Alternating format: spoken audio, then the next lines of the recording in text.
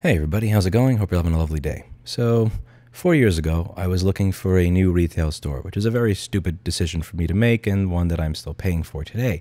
However, the point of that is while I was recording videos while going up and down the streets of New York City looking for a new store, one of the things that you guys noticed and that I also noticed is that a lot of them were empty. Some of them that had been empty when I was first looking for a store in 2011 were still empty in 2019. This is something that was exacerbated by COVID, as I go over in this playlist that I'll show down below, where you have many places that are completely vacant. I actually have an entire playlist where I just walk up and down the blocks of New York City, and you can see all of these different stores that are empty.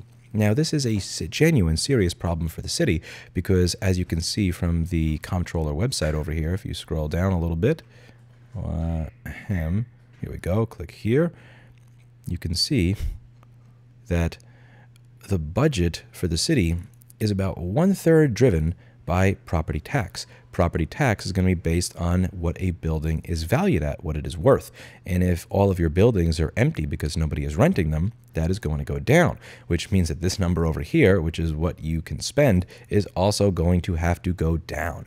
And that is what this New York Post article here discusses. It says $9 billion plunge in New York City commercial real estate sets up a brutal political fight over shrinking tax pie. New York City's golden goose isn't just losing its feathers, it's coughing up blood, and the whole structure of government will need to adjust. Per the city finance department, the total value of Gotham's commercial real estate, offices, stores, and hotels, is nearly $9 billion short of its most recent high, and it's likely headed down more as companies downsize their office footprints and stores across the city close. One of the city's real estate giants, Vornado, just got demoted from the S&P 500.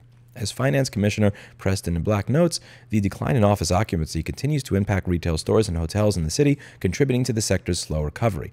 And one of the points that I think is really important to make here is that a lot of people talk about this as if it just started at the point of COVID. But if you look at a lot of my videos when I was looking for a new store, many places were vacant before COVID. All these places that I rode my bike by, this is not hyper-edited video. This is a live stream of me riding my bike around the city and just showing you places that I wanted to rent. These were all vacant in 2019. A lot of these places have been vacant for a very long time. And there are many blogs like Evie Grieve that I've really enjoyed reading over the years where they will go over all the different places that close as businesses realize they can't figure out how to make ends meet in the city anymore. It's not just a drop in the property tax take. The finance department projects revenue from taxes on commercial transactions to fall nearly 43% this fiscal year, about $465 million. The take from residential transfer taxes will drop 27.3%, down hundreds of millions more. Real estate taxes are the biggest contributor to New York State's coffers, covering 1/3 of its $106.4 billion budget. Expected future property taxes are also the main backing for Gotham's $40 billion or so in general obligation bonds. So people who buy bonds expecting to be paid back, these are being guaranteed by property taxes for properties that are vacant and revenues from general taxes that are paid by people who run those businesses or patronize those businesses that will not be patronizing businesses that no longer exist. Great. The loss of office workers that's driving this also bodes grim for the city's retail, hospitality, and construction sectors, all of which got slammed during the pandemic. This hurts the city and state income tax and sales tax take as well. City and state politicians have come to expect ever more cash to spend. Heck, real estate also gives them tons of campaign donations. If the real estate collapse proves more than temporary and the rise of remote work alone is a game changer, all their long-term expectations have to change. This means far more than dropping leftover Bill de Blasio's dreams like Universal 3K or fat trimming like Mayor Eric Adams' recent cuts to the city employee headcount. Every special interest that feeds off New York City's obscenely large government is going to find its cheese moving, perhaps even taken away. This means brutal political warfare over a suddenly shrunken pie, possibly public worker strikes, and a potentially new fiscal crisis. All the usual suspects will blame Adams, but the math gives the mayor no choice but to keep on cutting. And this is, admittedly, at the end of the day, this isn't Mayor Adams' fault. This is the fault of all the people who came before him that continue to assume that things would just continue along as usual while just walking through the city and realizing that this was never sustainable to begin with and was eventually going to come crashing down.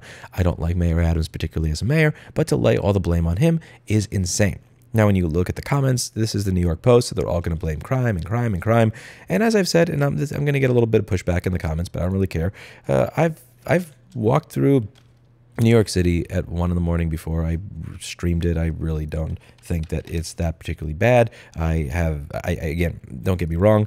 I do like living in a neighborhood now where I don't have to worry about my packages being stolen. I can keep my door unlocked from time to time and not have to worry. But like, yeah, it's a different environment where I live now than where I live there, for sure. But I've never really thought that what's driving people to leave is crime. Again, 1:30 in the morning, I'm holding a flagship phone like this. I am drunk. I have nothing to worry about. I'm not saying the city's perfect, but I really don't think that crime is what's driving people away. I think it is the expense. I don't think people want to pay $4,000 for a shitbox. They do not want to pay $75,000 a month for a 2,000 square foot store in a place that has a dwindling customer base. That just doesn't make sense. It is the expense, and above all, it is the fact that businesses are sick and tired of dealing with a place where you have to deal with this or this or this. It just gets old after a while. And once you realize that you can do business out of another area, it really does not make sense to continue doing business out of there. There is a lot of cutting that needs to be done. There is a lot of cutting that needs to be done. And once that cutting does get done so that this can actually get knocked down to something normal, like, I don't know, 80 billion or 70 billion rather than 100 billion, the people that are no longer being paid from that 30 billion are going to be very angry. It is going to create a lot of strife. It's going to create a lot of conflict in the city. And that's frankly something I'm happy that I don't have to be there for. But more importantly, as they realize that these tax base is dwindling, it's going to cause more garbage like what I talked about in my last video, where the states do their best to say, we would like to tax people that are not even in our state anymore. So even if you are working from somewhere else, we are going to try to tax you as if you are in our state because we need as much tax base as we can, because there is going to be chaos if we decide to cut any of our spending. If this goes down by 25%, if your tax revenue rates go down by 10 or 25%, that's going to mean less spending on here. So again, the reason that, in my opinion, you see them trying to do this, where they're taxing people working from home, is because they think that as much aggravation as that will create, it is going to be less bad than the aggravation that will be created if this gets cut down to 80 or 70 billion, and they have to tell the people that are living off of that 30 billion that gets cut, I'm sorry, I have no more money for you. That's going to be a mess. That's going to be a mess that I encourage as many businesses as possible to not be there for. Let me know what you think in the comments down below. Do you think that they will come back to reality, or do you think that they are just going to continue to hope and pray that all of these places that are empty magically acquire tenants that are happy to pay $500 to $400 per square foot to utilize these nasty, dumb, rundown spaces? What do you think? Let me know in the comments down below. And if you are still in New York City, I'm very curious. Again, I haven't stepped foot in that city in a long time. I am very curious. Has it changed? If you walk around with a camera, if you are a person that's able to walk around with a camera, link your channel down below. Does it still look like that? Or am I wrong? Have all of those places that have a retail space for lease sign now been filled with small businesses that are actually thriving in those particular spaces? Inquiring minds would like to know. At the end of the day, I do believe that they are going to try to squeeze every single person left there for as much as they humanly can, because they have no other choice. It's not about doing what is fair or what is just. It is about avoiding conflict as the revenue spirals further down and down and down. There are going to be a lot of people, again, if you try to cut the budget 10 or 20 billion, that's a lot of people no longer getting paid that were used to getting paid. That is going to cause strife, that is going to cause aggravation, that is going to cause conflict. They're going to do everything that they can to avoid that conflict by trying to take as much money from tax-producing citizens as they can. And if you get stuck in the crosshairs of that because you're still there, that's going to suck. The best time to leave was probably 5 or 10 years ago. The second best time to leave is now.